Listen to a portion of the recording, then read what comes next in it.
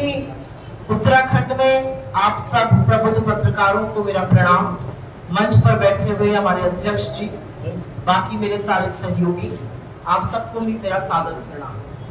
आज की ये प्रेस वार्ता विशेष रूप से हमारा जो घोषणा पत्र है, न्याय पत्र, अगर आप सब लोग उसको उठा लें।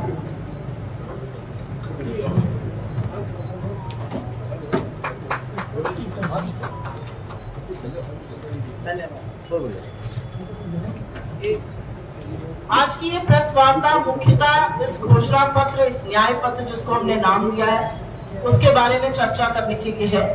परसों ये दिल्ली में हमारे सम्मानित अध्यक्ष जी ने इसका विमोचन किया था और कल पहले जयपुर में, जहां पर अध्यक्ष जी, सोनिया जी और प्रियंका जी ने एक विशाल जनसभा को संबोधित करके इन बातों को बताया, और शाम को हैदराबाद, तेलंगाना की राजधानी हैदराबाद में एक विशाल जनसमूह का आह्वान और उसको संबोधन श्री राहुल गांधी जी ने किया और इस मैनिफेस्टो पे चर्चा की। मैं आपको क्रमवार तरीके से हमारे मैनिफेस्टो में क्या है उस पर तो जरूर बताऊंगी, लेकिन दो चार चीजें पहले बोल देनी जरूरी है।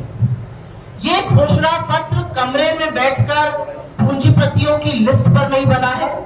ये घोषणा पत्र कुछ विशेषज्ञों या जानकारों से बात करके नहीं बना है।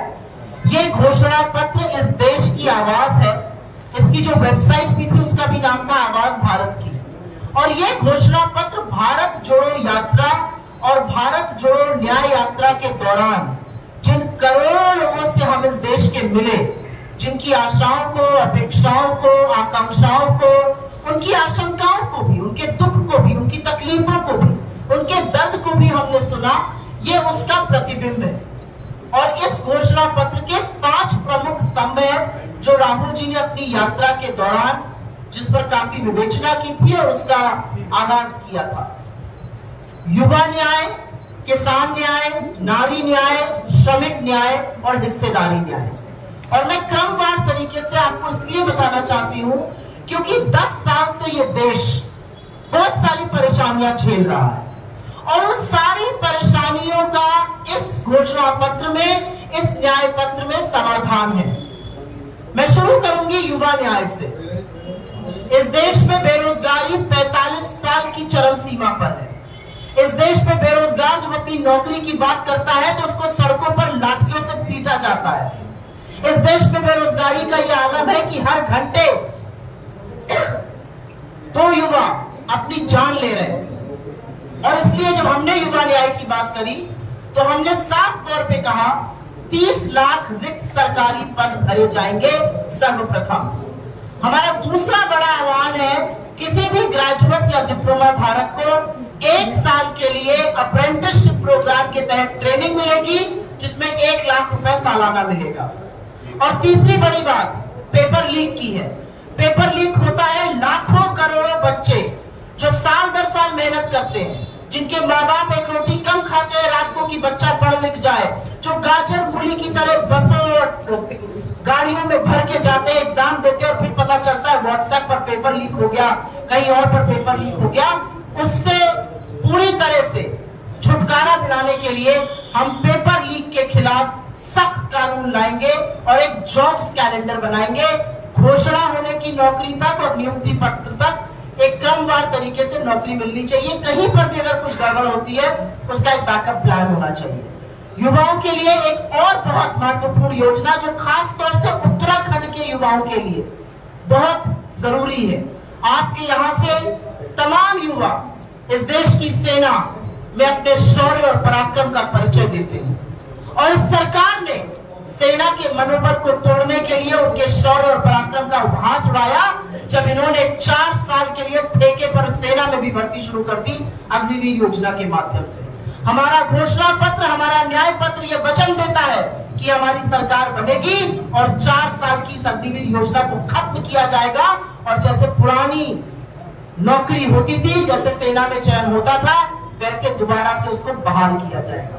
ये युवा न्याय की बात ही और तमाम बातें, लेकिन मुख्य बिंदुओं पर ही बात कर रहे हैं। आप बात करते हैं नारी न्याय की और वो बात करनी जरूरी है। कहते हैं एक महिला को पढ़ा दो तो सारा परिवार पढ़ जाता है। हमारा मानना है कि अगर एक महिला के हाथ में पैसा आएगा तो परिवार की ही होगी, स्वास्थ्य जो बिगड़ा हुआ है वो ठीक होगा, पढ़ाई बेटर होगी, बच्चों का भविष्य बेहतर होगा। और इसलिए महालक्ष्मी योजना के तहत हम गरीब परिवार की महिला मुखिया के अकाउंट में 1 लाख रुपए सालाना डालेंगे, जिससे उनके पास अतिरिक्त पैसा आए अपनी परिवार की देखरेख के लिए और वो परिवारों की बढ़ोतरी कर सके। ये बहुत बड़ी योजना है जो कर्नाटक और तेलंगाना दोनों जगह हम चला रहे हैं। महिला और आप जैसी यंग महिलाएं अगर सरकारी नौकरी पाना चाहती हैं तो सरकारी नौकरियों में 50% आरक्षण, नई सरकारी नौकरियों में 50% आरक्षण महिलाओं को देंगे। महिलाओं के लिए एक अन्य बहुत जरूरी चीज है कामकाजी महिलाओं के लिए हॉस्टल बनाना। आप लोग हो सकता है दूर दराज के इलाकों से देहरादून आए हो काम करने के लिए, सुरक्षित विमेन्स वर्किंग हॉस्टल हर जिले में होना चाहिए, हम ये सुनिश्चित करेंगे। And last but not the least, बहुत बार ये देखा गया है कि महिला का सम्मान, महिला के साथ अपराध तब होता है जब उसको अपने हक के बारे में नहीं पता होता है। कई बार महिला के साथ अपराध हो जाता है, उसको FIR नहीं लिखी जाती है, उसको नहीं पता है कि अगर उसको डोमेस्टिक वायलेंस हो रहा है तो वो क्या क्या कर सकती है। हर पंचायत पर एक महिला मैत्री, नारी मैत्री के अंतर्गत एक महिला की नियुक्ति करेंगे जो लोगों को उनके अधिकार, महिलाओं को उनके अधिकारों के बारे में, उनके कानूनी विकल्पों के बारे में बताएगी। अगली बात मैं करना चाहती हूँ इस देश के किसानों की। उत्तराखंड में भी बहुत सारे किसान हैं और उत्तराखंड की जो उपज है वो दुनिया भर में फेमस है। पिछले 10 सालों में जब जब किसान ने अपने हक की बात करी तो उस पर लाठियां बरसी, उस पर आंसू गैस के गोले चलाए गए। जब वो दिल्ली आना चाहते थे तो किसी ने दिल्ली को अपनी बपौती समझकर सड़कों पर कीले गड़वा दी, सड़कें खुदवा दी। 750 किसानों की शहादत हो गई, लेकिन MSP का कानून आज तक नहीं बना। ये समस्या है और इसके समाधान में हम किसानों के लिए 3 बातें कहते हैं। हम कहते हैं हम MSP की कानूनी गारंटी देंगे, हम कर्जा माफी करेंगे। इस सरकार ने 16 लाख करोड़ अपने मित्रों के माफ किए, हम किसानों का कर्जा माफ करेंगे। हमने पहले भी 72,000 करोड़ माफ किया 2009 में, दोबारा से करेंगे जिससे कर्जे के कुचक्र से किसान आजाद हो सके। एंड बहुत बड़ी बात है, आज किसानों को खाद पर, दवाई पर, खेती के तमाम उपक्रम पर GST देना पड़ता है। हम खेती को GST मुक्त कराने की ओर बढ़ेंगे और किसानों के जीवन में खुशहाली इससे आएगी। नेक्स्ट बात करते हैं श्रमिकों की। इस देश में हर घंटे अगर 2 युवा सुसाइड कर रहे हैं, 2 किसान सुसाइड कर रहे हैं, तो 1/4 सारा आत्महत्या करने वाले डेली वेज लेबरर है। वो तमाम गिग वर्कर्स जो आप ऑर्डर करते हैं जोमेटो से, स्विगी से, ब्लिंकिट से, जो 10 मिनट में आपके यहाँ खाना पहुंचाते हैं। कभी हम लोगों ने सोचा है कि जो 10 मिनट में आपके यहाँ खाना ला रहा है, अगर उसका एक्सीडेंट हो जाए तो उसके परिवार का क्या होगा? कोई सुरक्षा है उसकी? हम गिग वर्कर्स के लिए सामाजिक सुरक्षा का एक कानून बनाएंगे। हम मनरेगा, जिसने ग्रामीण भारत की तस्वीर बदल के रख दी, उसका मानदेय 400 रुपए प्रतिदिन तक बढ़ाएंगे। हम 400 रुपए प्रतिदिन मनरेगा का मानदेय बढ़ाया जाएगा। और बड़ी बात है कि जिस तरह की हेल्थ स्कीम हमने राजस्थान में चलाई, 25 लाख की हेल्थ बीमा योजना, वो हम श्रमिकों के लिए भी चलाएंगे, लोगों के, इस देश की जनता के लिए चलाएंगे, जिसमें न सिर्फ इलाज बल्कि दवाइयां और टेस्ट भी इंक्लूड होगा। और अंत में मैं बात करना चाहती हूं हिस्सेदारी न्याय की। हिस्सेदारी न्याय क्या है, इसके बारे में कुछ भ्रांतियां भी है, उन भ्रांतियों को भी दूर करना चाहती हूं। हिस्सेदारी न्याय इस देश के दलितों, वंचितों, शोषितों, आदिवासियों, पिछड़ों की हिस्सेदारी को सुनिश्चित करेगा ही, लेकिन वो गरीब जनरल कास्ट के, जो कहने को तो सवर्ण है लेकिन इतने गरीब है कि वो बिल्कुल समाज के हाशिए पर है, उनका भी पता लगाएगा। और जैसा कि राहुल गांधी जी बार बार कहते हैं, जब आपके पैर में चोट लगती है तो इलाज तो वही कर सकता है जब जिसको एक्सरे का पता होगा। हेयरलाइन फ्रैक्चर है, लिगामेंट रप्चर है या पूरी हड्डी टूट गई है, इसका निष्कर्ष एक्सरे से ही निकलता है।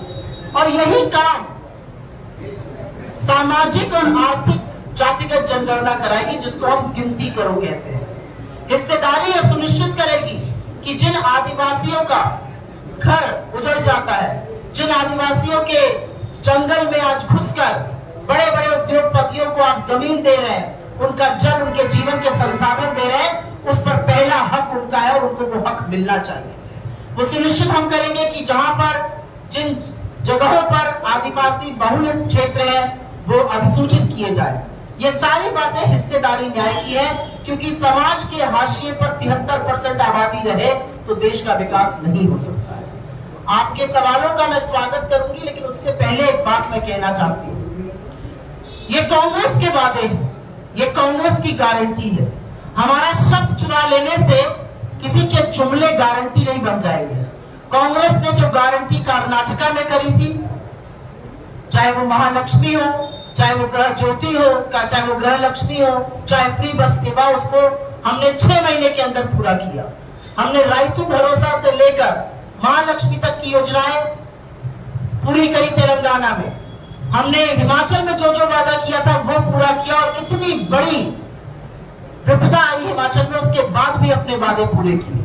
तो मैं अंत में यही कहना चाहती हूँ, ये कांग्रेस के वादे हैं, किसी के जुमले नहीं।